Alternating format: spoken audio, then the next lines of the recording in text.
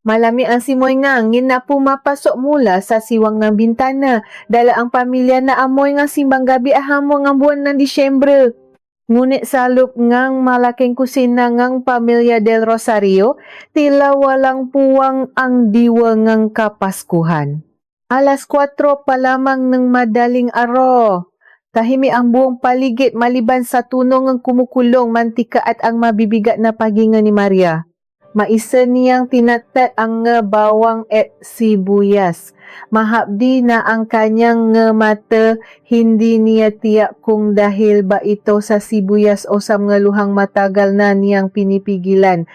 5 taon na ang nakalipas mula ng pumanao ang kanyang asawang si Jose, ngunit ang sakit sa kanyang dibdib ay tila sariwa pa rin. Kasing hapdingang nga sugat at paso sa kanyang nga kamay mula sa walang tigil na pagluluto at paglalaba. Habang hinahalo niya ang malaking kawalingang sarsa para sa lechon, bumalik sa kanyang alaala ang mahuling sandali ni Jose sa ospital. Payat na payat ito noon, halos buto at balat na lamang dahil sa malubang sakit sa bituka.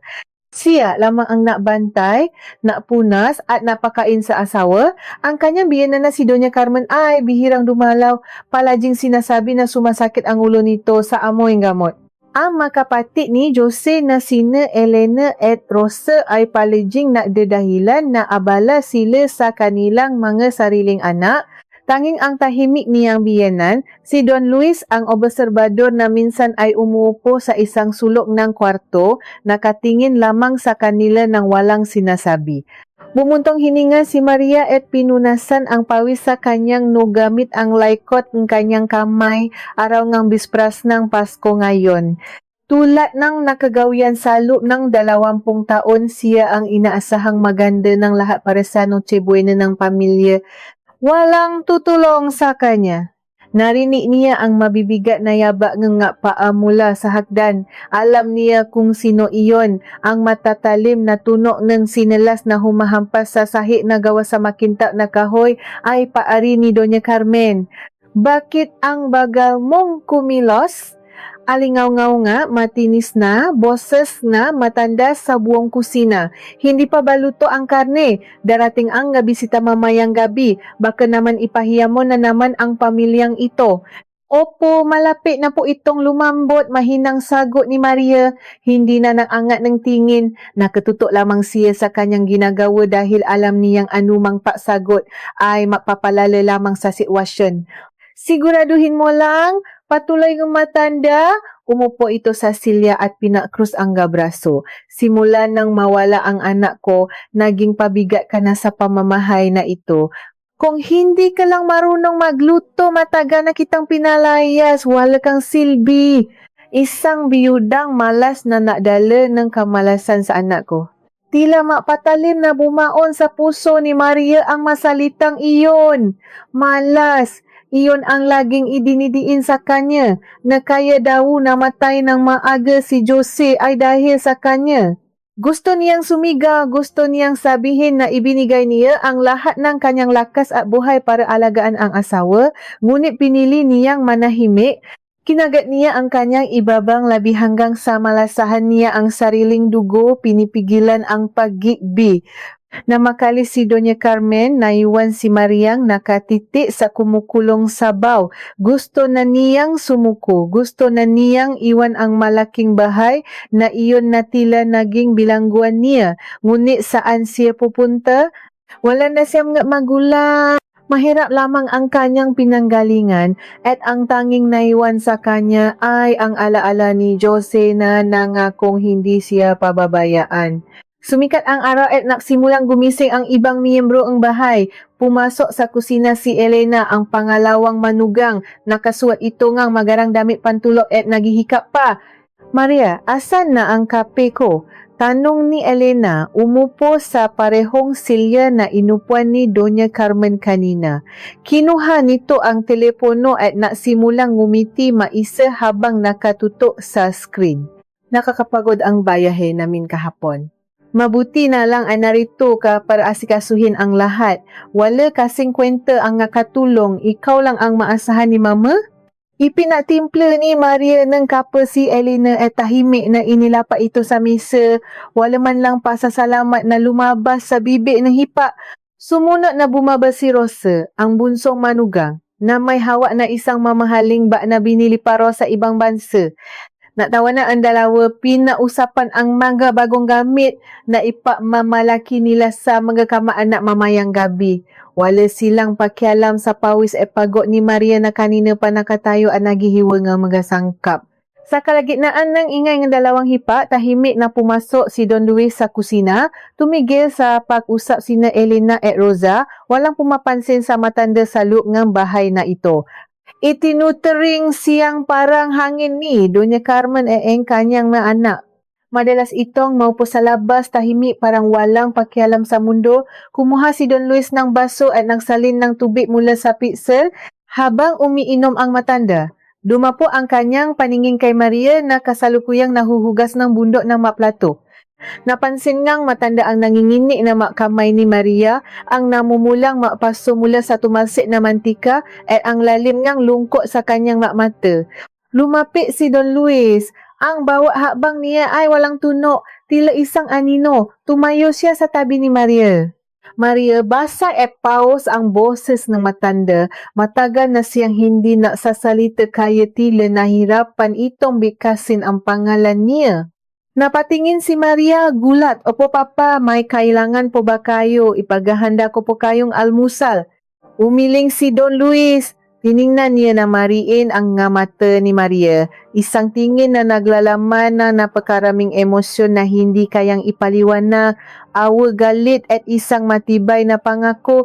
Huwag kang maalala, anak, mahinang bulong ni Don Luis, sapat lamang para marinig ni Maria at hindi ng dalawang hipa na abala sa kanilang nga telepono. Matatapos din ang lahat ng paghihirap mo. Ngayong gabi, mag-iiba ang ihip ng hangin. Konting tiis na lang. Kumuno ang no ni Maria. Bago pa siya makapagtanong kung ano ang ibig sabihin ng matanda, tumalikod na ito at naglakad palabas ng kusina. Iniiwan si Maria ang naguguluhan. Ano kaya ang mangyayari ngayong gabi Noche Buena? At ano ang plano ng matandang tahimik na magpapabago sa kanilang lahat? Lumipas ang ilang oras mula nang maiwan ng mahiwagang salita si Don Luis sa kusina, hindi maalis sa isipan ni Maria ang makatagang iyon habang patuloy siya sa paghahanda ng masaganang hapunan. Pilit niyang iwinawaksi ang kaba at yumusbong na kakaibang paasa sa kanyang dibdib. Hindi niya dapat bigyan ng kahulugan ang nga sinabi ng matanda. Baka nadala lamang ito ng awa. Awa na 20 taon na niyang pilit nilunok araw-araw. Pagsapit na ikawalo ng umaga, inutusan siya ni Doña Carmen na pumunta sa pamilihan dahil kulang paraw ang masangka para sa kare-kare at kaldereta. Walang naalok na ihatid siya gamit ang aliman sa 3 magagarang sasakyan na nakaparada sa garahe ng pamilya. Sumakay si Maria sa pampasaherong jeep, kip-kip ang mali na pitaka at ang mahabang listahan na isinulat ng kanyang biyenan. Napakainit ng sikat ng araw kahit Disyembre na, siksikan ang mga tao sa palengke, maingay at masikip. Habang naglalakad siya sa maputik na eskinita nga, bilihan ng karne, ramdam niya ang bigat ng kanyang nga binti. Tila pinapasan niya, hindi lamang ang bigat na mapinamili, kundi pati na rin ang 2 dekadang pagtitiis. Bawat hakbang niya ay may kasamang alaala. Naalala niya nung bagong kasapa lamang sila ni Jose. Madalas silang mamalengke ng makasama. Hawak ni Jose ang mabibigat na bayong habang nakahawak naman sa kanyang kabilang kamay, palaging nakangiti, palaging ipinaparamdam na siya ang pinakamaswerteng babae sa mundo kahit patutol ang buong pamilya del Rosario sa kanilang pag-ibigan. Pero ngayon, maisa na lamang siya na mamanhit na ang kanyang mga daliri sa pagbibig na 5 malalaking plastik na punong karne, gulay, ang magprutas, walang tumutulong sa kanya. Ang mga nagtitinda na nakakakilala sa kanya ay madalas bumubulong, naawa sa kalagayan ng dating masiglang asawa ng yumaong anak ng mga de Rosario, ngunit hanggang awa lamang sila, walang makakapaahon sa kanya sa impay nung pinasok niya. Nang makabalik siya sa malaking bahay, nadakna niyang nakaupo sa sala sina Elena at Rosa, nanonood sila sa malaking telebisyon, tumatawa habang kumakain ng mga imported na sokolate. Wala ni isa man sa kanila ang tumingin o nagalok na tulungan siyang ipasok ang nga pinamili. Maria, ang damit ko na susuotin mamayang gabi. Huwag mong kalimutang plansahin. Ayoko ngang may lukot kahit kaunti dahil mamahalin iyon. Utos ni Elena nang hindi man lang inaalis ang paningin sa pinapanot. At yung sapatos ko, punasan mo na rin. Baka may alikabok pa. Dak-dak ni Rosa. Pakidalian mo ang pagluluto at baka umamoy sa buong bahay ang ginigisa mo. Ayokong kumapit sa buhok ko ang amoy ng bawang. Opo, mahinang tugon ni Maria. Dinala niya ang mga mabibigat na plastik sa kusina at egat na nak simulang mahiwa mahugas at maksalang ng mga kaldero. Bawa patak ng pawis niya ay sumasama sa singaw niluluto, wala siyang oras upang makpahinga. Wala siyang karapatang mapagot. Pasapit nga hapon, sinimulan na niyang plansahin ang nga damit ng kanyang nga hipa. Mahabdi ang kanyang nga kamay dahil sa mga paso mula sa tumalsik na mantika kaninang umaga. Ngunit tiniis niya ang sakit habang hinahagot ng mainit na plansa ang pinong tela ng damit ni Elena. Habang nakatingin sa magandang kasuotan, hindi niya may wasang sulyapan ang sarili sa salamin.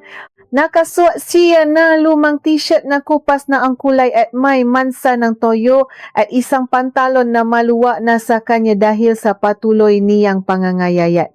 Mukha siyang katulong, hindi siya mukhang miyembro ng pamilya. Biglang pumasok si Doña Carmen sa kwarto. Tiningnan ng matanda ang pinaplansa ni Maria at pagkatapos ay tiningnan siya mula ulo hanggang paa na may kasamang matinding pandidiri. Tingnan mo nga ang sarili mo, panimulang matanda, ang boses ay punong pait at panunuya. Kahit kailan, hindi ka bumagay sa pamilyang ito kung bakit ba kasi ikaw pa ang pinili ni Jose. Kung nakini lang sana siya sa akin at pinakasalan ang anak nga alkalde, sana buhay pa siya ngayon. Sana masay kami ngayon, ikaw ang nakdala ng sumpa sa pamamahay na ito. Napakagatlabi si Maria, pilit niyang pinigil ang luhang nakbabadiyang tumulo. Mama, ginawa ko po ang lahat para kay Jose. Minahal ko po siya, nangiini na sagot niya. Ito ang unang pagkakataon matapos ang mahabang panahon na sumagot siya. Minahal, bulalas ni Doña Carmen. Ano magagawa ng pamamahal mo?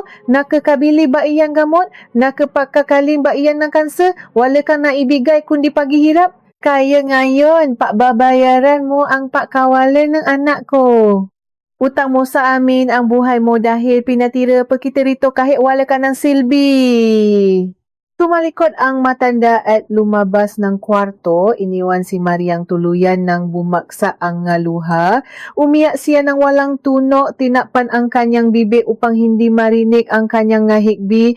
Gumuho ang kanyang mundo. Wala na siyang lakas. Tama ba si Doña Carmen? Siya ba talaga ang dahilan kung bakit nahirap at maagang namatay ang asawa niya? Pinunasan niya ang kanyang mga mata at napatuloy sa gawain. Kailangan niyang tapusin ang lahat. Lumubog ang araw at nagsimulang dumating ang kamaanak ng mga del Rosario. Puno ang garahe ng mga mamahaling sasakyan. Maingay ang buong kabahayan, puno ng tawanan, musika at kwentuhan. Nakaso ang lahat ng kanilang pinakamagagarang damit, kumikinang sa ilalim ng malaking aranya sa sentro ng bahay. Nasa isang madilim na sulok ng kusina si Maria, patuloy sa paayos ng bandehado ng pagkain. Bawal siyang lumabas maliban kung may iutos ang bisita o ang biyena niya. Tinawa siya ni Rosa, Maria, dalhin mo na ang inumin dito. Bilisan mo. Sigaw nito mula sa sala. Binuhat ni Maria ang malaking tray na puno nga baso at malamig na inumin. Nang makarating siya sa sala, ramdam niya ang matang nakatingin sa kanya. Ang matiyahin at tiyuhin ni Jose na matagal na niyang hindi nakikita ay nabubulungan habang dumadaan siya. Ayan ba yung asawa ng yumaong si Jose? Kawawa naman, mukhang losyang na. Bakit nandito pa yan? Hindi ba siya nahihiya na palamunin na lang siya dito? Kasalanan daw niyan kung bakit na-stress at nakasakit si Jose. Napakamalas na babae. Bawa bulong ay parang punyal na tumatara sa kanyang likod. Nananadia ang nga ito na iparinig sa kanya ang kanilang panlalay. Inilapak niya ang tray sa mesa ng nangini ang nga kamay. Aksidenteng natabi niya ang isang baso at nabuhos ang kaunting tubig sa sahig. Diyos ko naman, Maria! Ili ni Elena. Ang tatanga-tanga mo talaga. Hindi mo ba nakikita na mamahalin iyaro na iyan? Punasan mo ngayon agad. Lumuhot si Maria sa harap ng lahat ng bisita. Kumuha siya ng basahan at pinunasan ang sahig habang nakatingin sa kanya ang buong angkan. Hiyang-hiya siya. Pakiramdam niya ay isa siyang insekto na tinatapakan ng lahat. Walang ni isang natanggol sa kanya. Dumating ang oras ng hapunan. Puno ang mahabang hapakainan ng mamasasarap na. Pakaing siya mismo ang nagluto buong araw. Ang amoy ng lechon, hamon, at kare-kare ay pumuno sa buong silid. Naksiupuan na ang mamiyembro ng pamilya at ang mapiling kamaanak. Nakatayo lamang si Maria sa gilid naghihintay ng utos.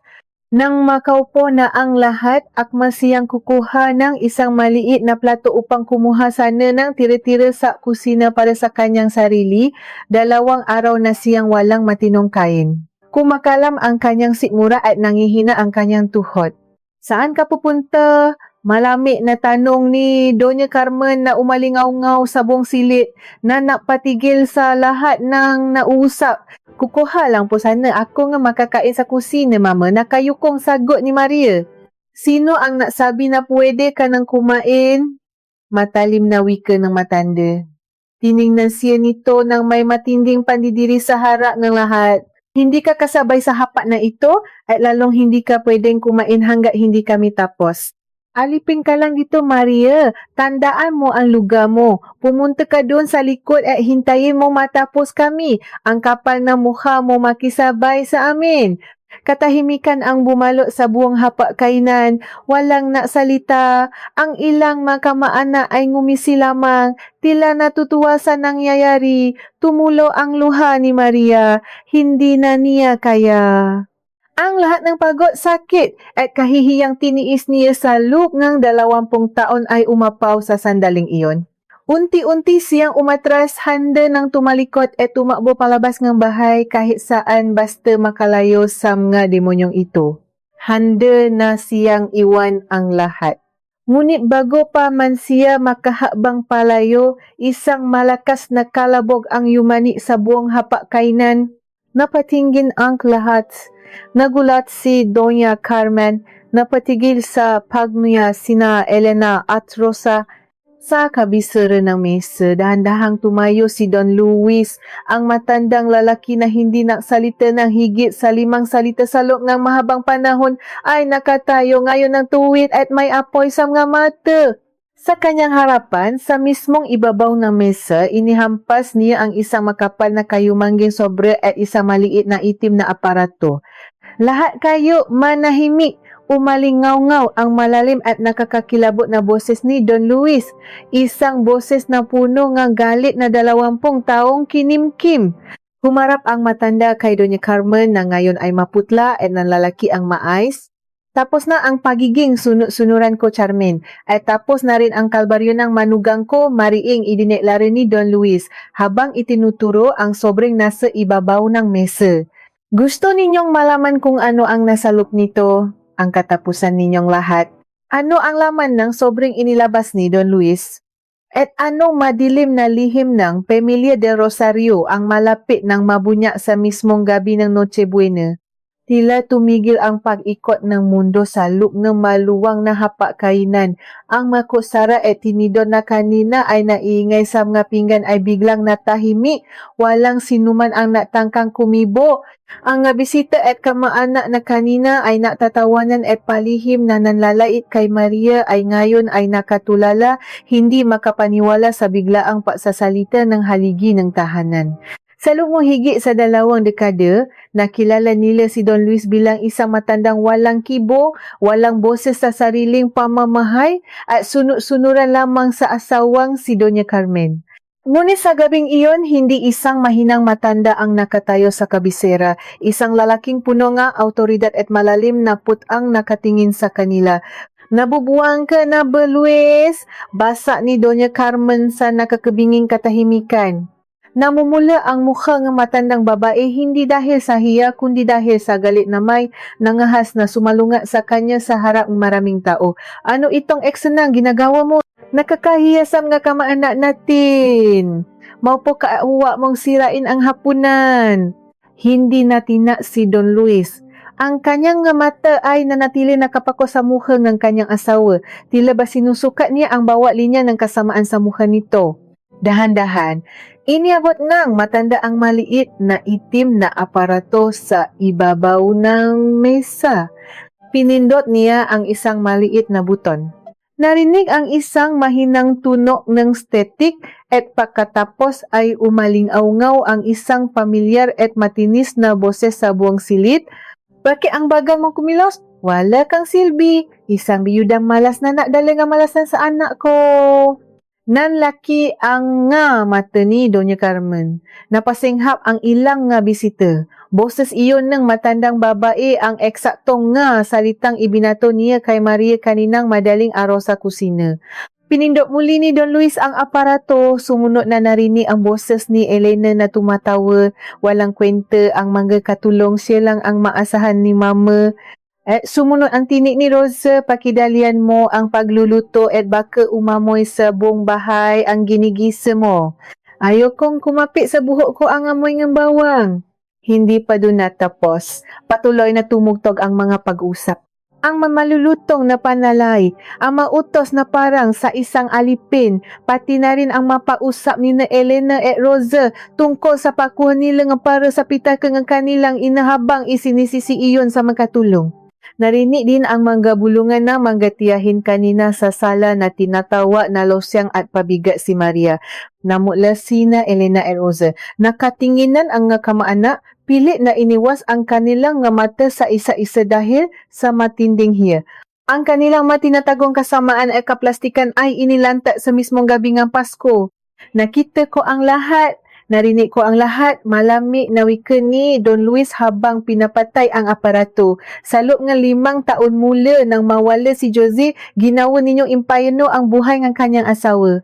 Inakala ninyo na dahil hindi ako nagsasalita ay wala akong alam. Nakatingin lang si Maria sa kanyang biyenan, pumata muli ang kanyang luha, ngunit sa pagkakataong ito, hindi dahil sa sakit o hiya, kundi dahil sa matinding pagkamangha.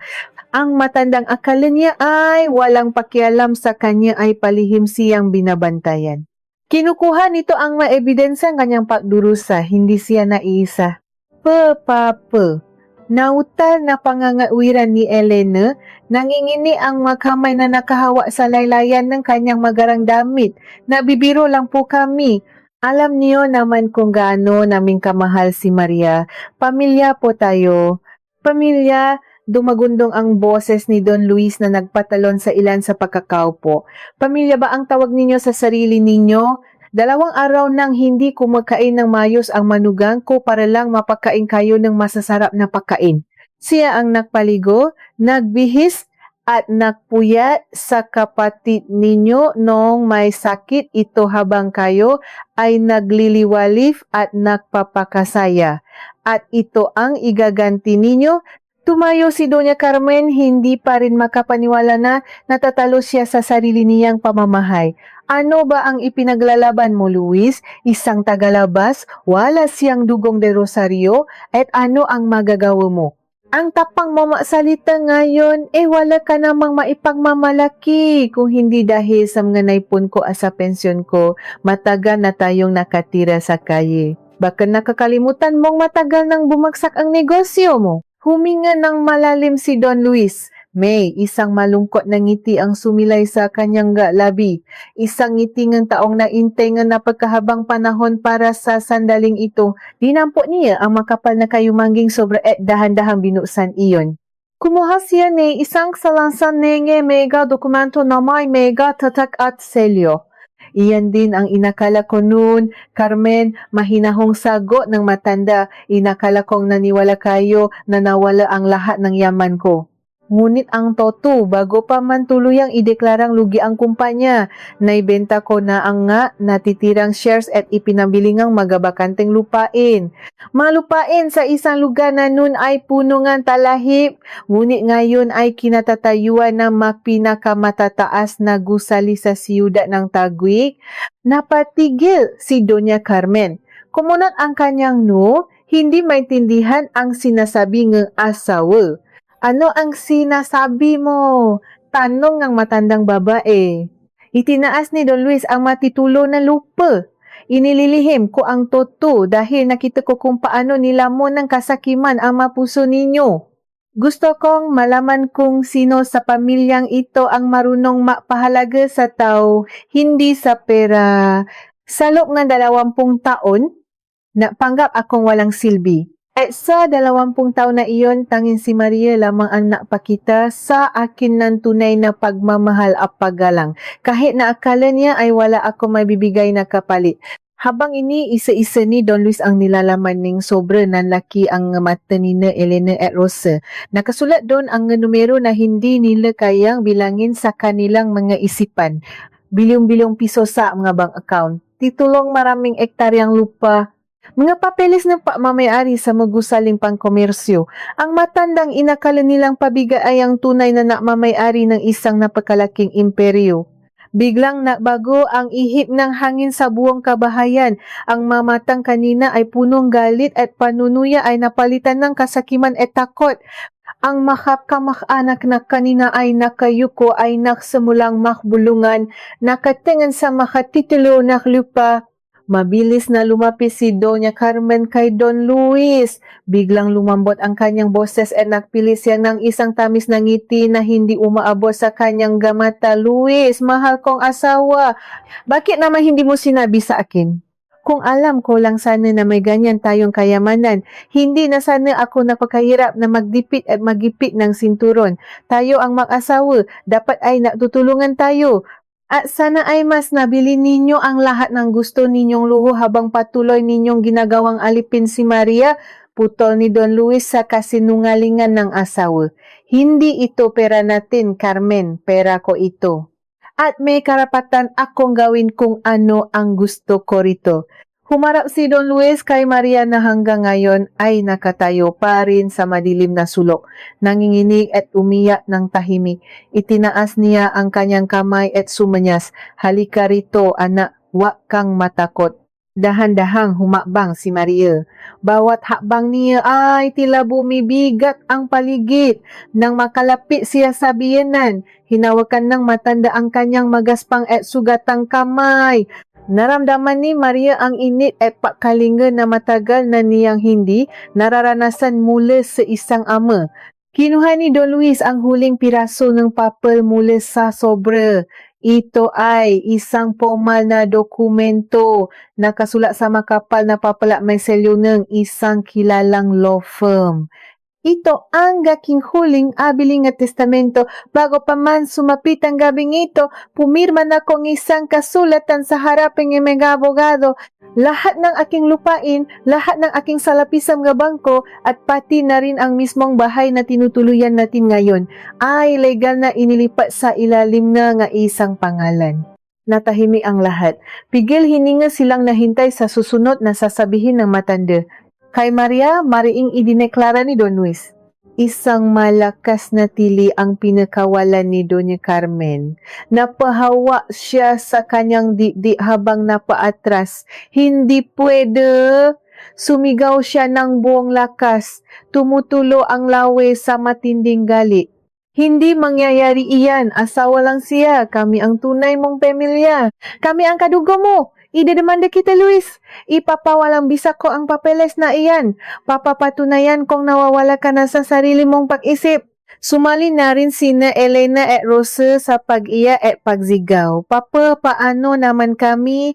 Paano ang nga apo mo? Ibibigay mo ang lahat sa babaeng iyan na walang ginawa kundi madali ng malas sa pamilya natin? Tumawal ng mapait si Don Luis.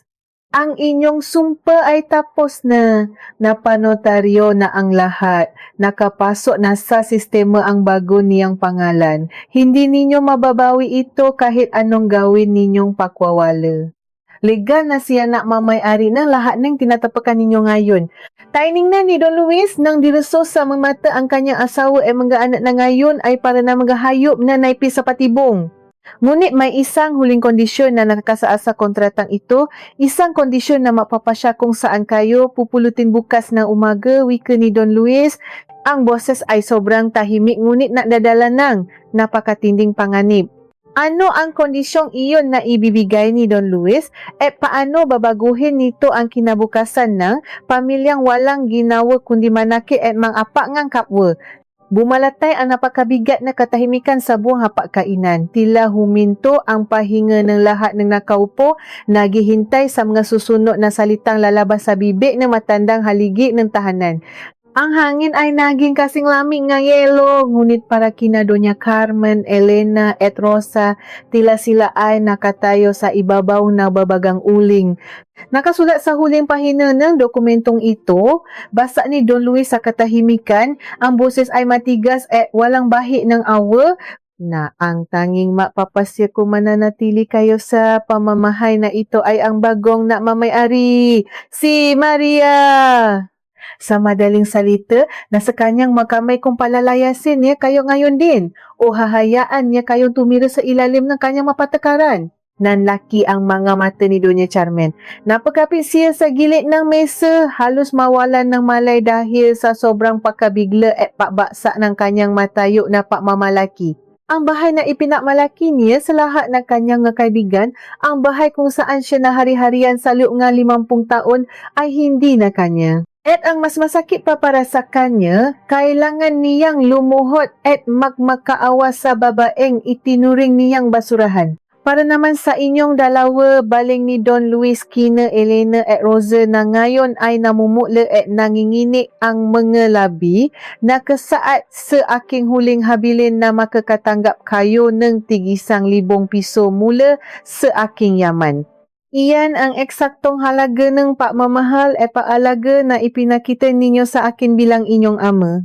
Binigyan ko kayo ng buhay, pinaaral sa mga pinakamahal na paralan, ngunit ni isang baso ng tubig ay hindi ninyo ako naipakuha nung ako ay nakakasakit. 1,000 piso. Iyan lang ang halaga ninyo sa akin. Isang malakas na hagulgol ang pinakawalan ni Rosa. Bumaksa siya sa kanyang nga tuhod. Walang pakialam kung marumihan man ang kanyang mamahaling damit. Gumapang siya palapit kay Don Luis at umiyak na yumaka sa binti nga matanda. Papa, parang awa niyo na po, patawarin niyo kami. Hindi po namin sinasadya. Naligaw lang po kaming landas, Papa. Paano na po ang anak namin? Paano kami mabubuhay ng ganito? Wika ni Rosa habang patuloy sa paiyak. Sumunod si Elena. Lumuhod din ito at pilit na inaabot ang kamay ni Maria. Ate Maria, patawarin mo na kami. Ikaw na ang bahala sa amin, ate. Makapatid tayo, hindi ba? Asawa kang kuya namin. Alam ko ang napakabuting ang puso mo. Hindi mo kami pababayaan. Tainingnan lamang sila ni Don Luis nang may matinding lamig sa mga mata. Huli na ang ngaluhan ninyo. Kung kailan nawala ang lahat sa inyo sa kekayo, marunong humingi ng tawad. Hindi iyan pagsisisi.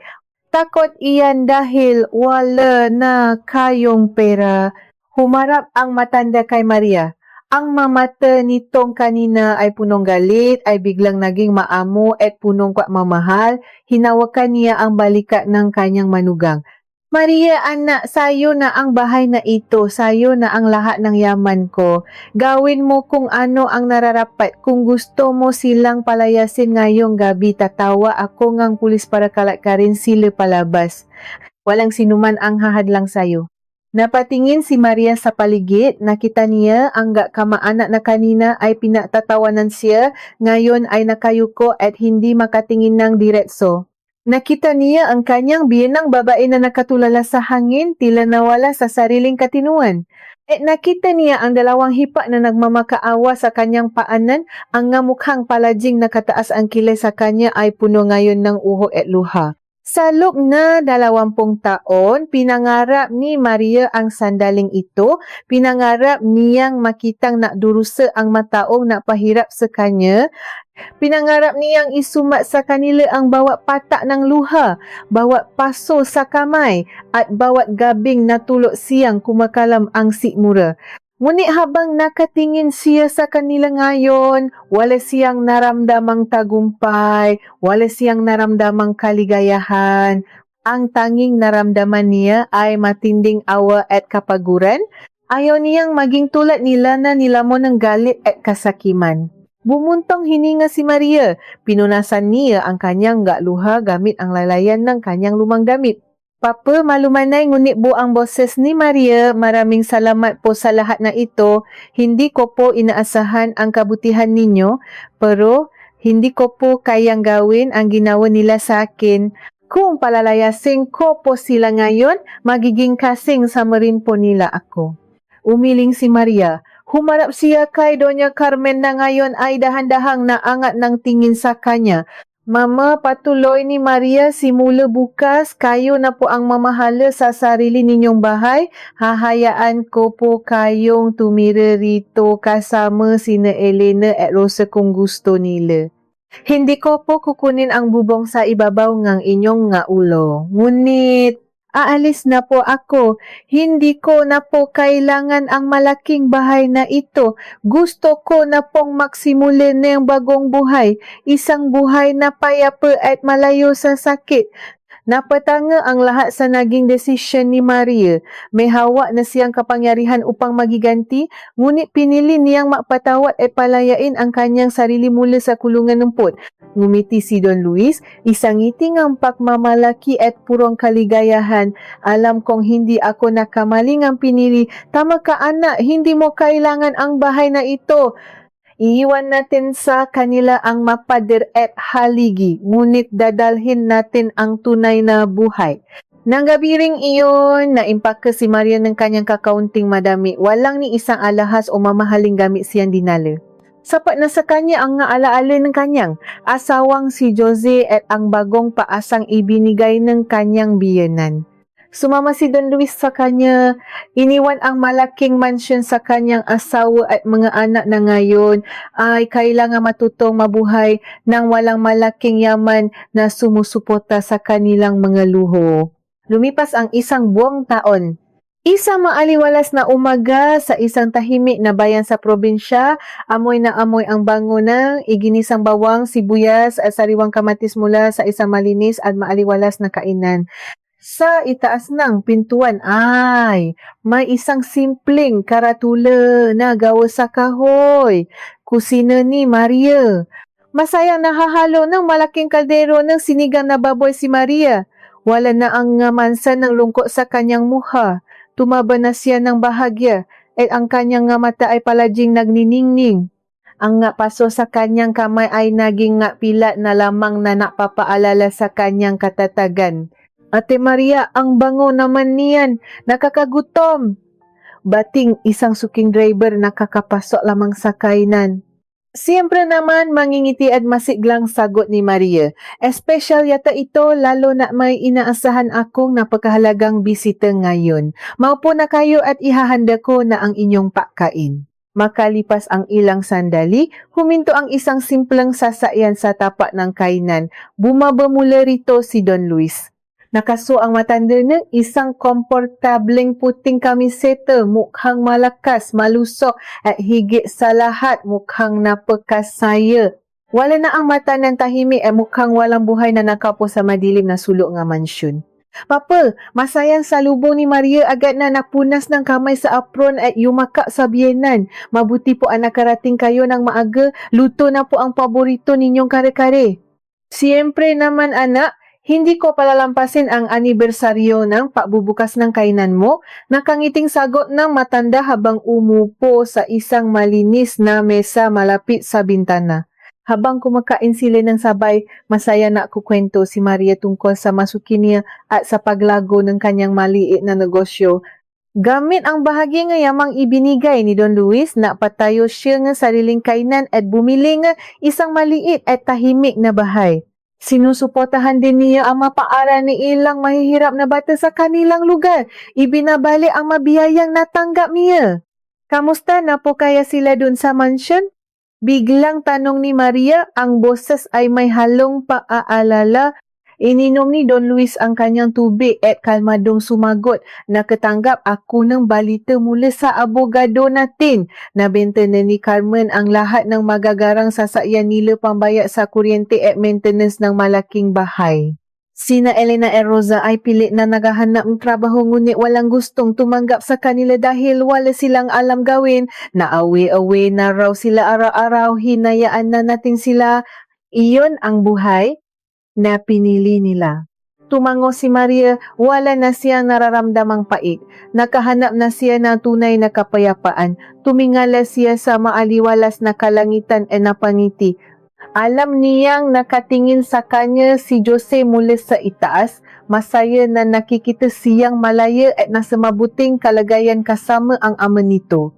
Sa huli, ang buhay ay isang mahabang pagtitiis at paniniwala na hindi laging natutulog ang hustisya.